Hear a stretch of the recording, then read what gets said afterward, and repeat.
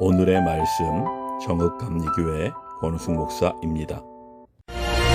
다리오 왕 제2년 11째 달 곧 스바들 24일에 이또의 손자 베리가의 아들 선지자 스가랴에게 여호와의 말씀이 임하니라. 내가 밤에 보니 한 사람이 붉은 말을 타고 골짜기 속 화석류 나무 사이에 서고 그 뒤에는 붉은 말과 자줏빛 말과 백마가 있기로 내가 말하되 내 주여 이들이 무엇이니까 하니 내게 말하는 천사가 내게 이르되 이들이 무엇인지 내가 내게 보이리라.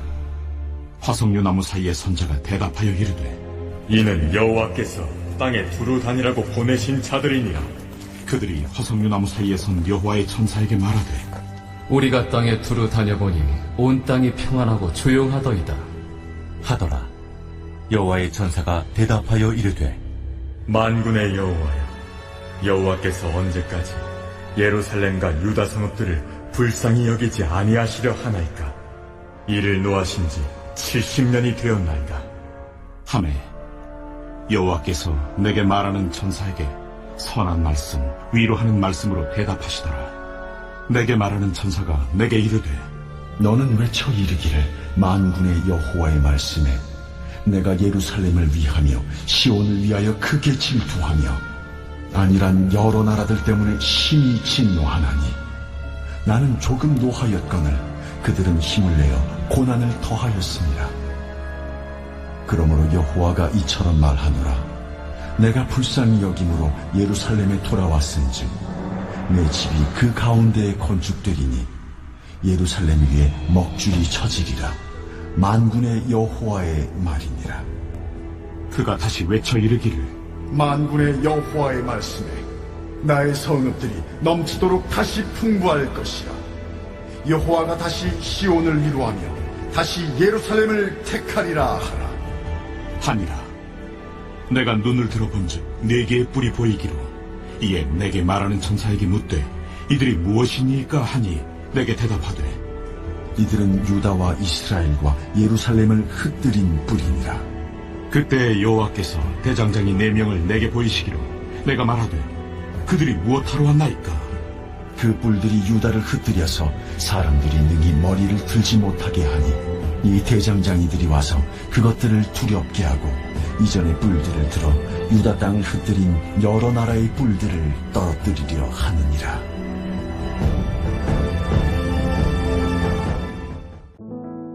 세상은 강한 사람을 좋아합니다. 약한 모습은 손해라고들 말합니다. 무너져도 안 무너진 척, 아파도 안 아픈 척 해야 한다고 합니다. 하지만 정작 마음은 그렇지 않습니다. 속으로는 울면서 혼자 외롭게 버티는 날들이 얼마나 많은지 모릅니다.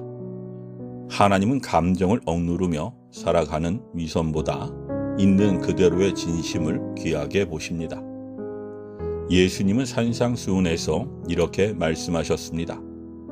애통하는 자는 복이 있나니 그들이 위로를 받을 것이며 스가랴 선지자는 유다 백성과 함께 고난당하는 가운데 하나님의 환상을 보고 그 뜻을 듣게 됩니다. 하나님이 그에게 보여주신 2개의 환상을 살펴보겠습니다. 스가랴는 바벨론에서 돌아온 유다 백성과 함께 폐허가 된 예루살렘을 바라보고 있었습니다. 성전은 무너졌고 삶은 여전히 불안했습니다. 그런 상황 가운데 하나님이 밤에 스가랴에게 환상을 보여주십니다. 붉은 말을 탄 사람이 화석류 나무 사이에 서 있고 그 뒤에는 여러 말들이 줄지어 있었습니다. 이 말들은 온 땅을 정찰하고 돌아온 천사들로 온 땅이 평안하고 조용하더이다 라고 보고했습니다. 하지만 하나님의 백성은 여전히 고통 가운데 있었습니다. 그때 여호와의 천사가 하나님께 간구합니다. 여호와께서 언제까지 예루살렘과 유다 성읍들을 불쌍히 여기지 아니하려 하나이까? 하나님은 그 간구에 선한 말씀과 위로하는 말씀으로 응답하시며 백성에게 4가지 약속을 주십니다. 내가 예루살렘으로 돌아왔다. 성전이 다시 세워질 것이다. 성읍들이 다시 넘치도록 번영할 것이다. 예루살렘은 다시 나의 선택된 땅이 될 것이다. 하나님은 고난 가운데 있는 우리를 돌보고 계십니다.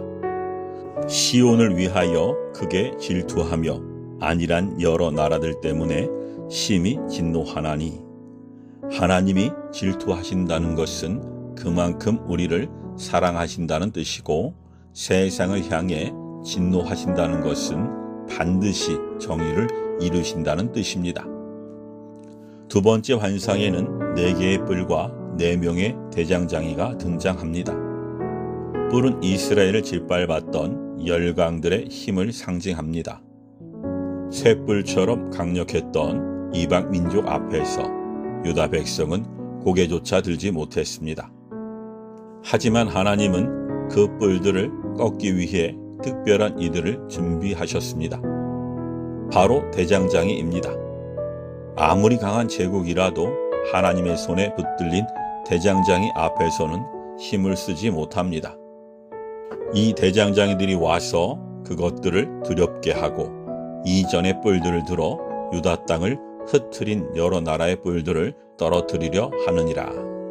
대장장이는 불과 망치를 가지고 수없이 반복하여 천천히 그러나 정확하게 쇠를 다듬습니다. 하나님의 일하심도 이와 같습니다. 지금 당장 변화가 없어 보여도 하나님은 일하고 계십니다. 눈에 보이지 않아도 하나님의 공의는 결코 멈추지 않습니다. 참된 신앙은 감정을 억누르는 것이 아니라 다윗처럼 스가랴처럼 하나님께 쏟아놓는 것입니다.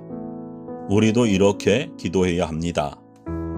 하나님, 저 너무 힘듭니다. 하나님, 언제까지입니까? 하나님, 저를 좀 불쌍히 여겨주세요. 하나님은 반드시 응답하십니다.